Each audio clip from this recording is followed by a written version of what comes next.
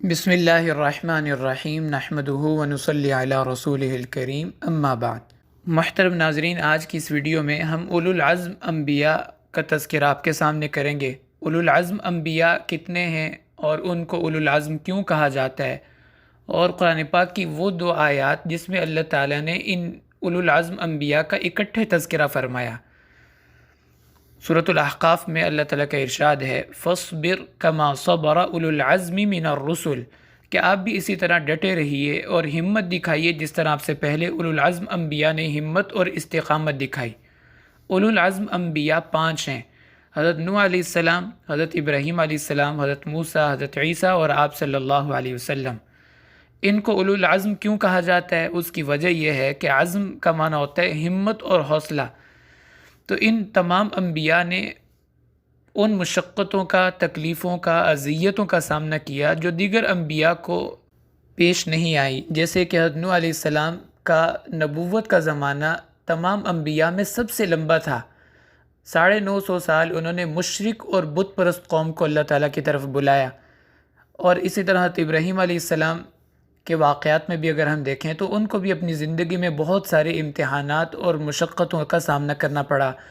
ان کے والد بھی ان کے خلاف تھے، بستی اور قوم کے لوگ بھی ان کے مخالف تھے، یہاں تک کہ نمرود نے ان کو آگ میں ڈالا اور پھر ان کو آخر کار وہ وطن چھوڑ کے ہجرت کر کے فلسطین آنا پڑا۔ اور اسی طرح جب حضرت ابراہیم علیہ السلام فلسطین تشریف لے آئے تو اللہ تعالیٰ نے حکم دیا کہ آپ اپنی بیوی حضرت ہاجرہ اور بیٹے اسماعیل دودھ پیتے بچے کو مکہ مکرمہ چھوڑ آئیں، تو یہ بھی ایک آزمائش تھی۔ پھر جب حضرت اسماعیل علیہ السلام بڑے ہوئے تو حکم ہوا کہ ان کو آپ ذبح فرما دیں۔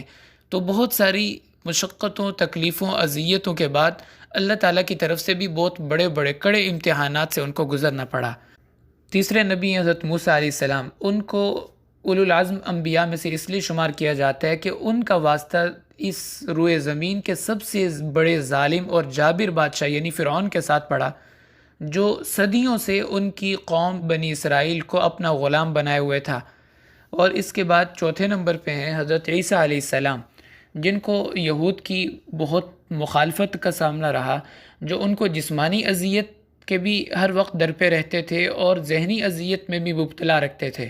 ذہنی اذیت کے وہ آپ کی والدہ ماجدہ حضرت مریم کے اوپر بہتان باندھتے تھے، اور آپ کو جسمانی اذیت کے وہ آپ کی موت کے در پہ رہتے تھے۔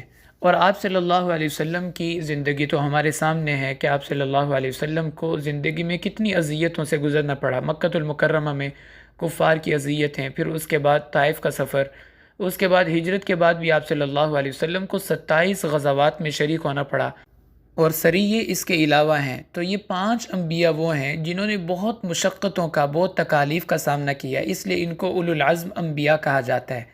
قرآن پاک میں 2 آیات ایسی ہیں جہاں ان تمام اولو العزم پیغمبروں کا نام ایک ساتھ اللہ تعالیٰ نے ذکر فرمایا۔ پہلی آیت سورۃ الاحزاب کی 7 نمبر آیت ہے۔ اللہ تعالیٰ کا ارشاد ہے وَإِذْ أَخَذْنَا مِنَ النَّبِيِّينَ مِيثَاقَهُمْ وَمِنْكَ وَمِن نُوحٍ وَإِبْرَاهِيمَ وَمُوسَى وَعِيسَى ابْنِ مریم۔ تو اس میں 5 انبیاء اولو العزم کا تذکرہ آ گیا۔ دوسری آیت ہے سورۃ الشورى آیت نمبر 13۔ اللہ تعالیٰ کا ارشاد ہے شَرَعَ لَكُم مِّنَ الدِّينِ مَا وَصَّىٰ بِهِ نُوحًا وَالَّذِي أَوْحَيْنَا إِلَيْكَ وَمَا وَصَّيْنَا بِهِ إِبْرَاهِيمَ وَمُوسَىٰ وَعِيسَىٰ أَنْ أَقِيمُوا الدِّينَ وَلَا تَتَفَرَّقُوا فِيهِ۔ تو یہ 2 آیات ایسی ہیں جن میں اللہ تعالیٰ نے 5 اولو العزم انبیاء کا اکٹھے تذکرہ فرمایا ہے۔ وآخر دعوانا ان الحمد للہ رب العالمین۔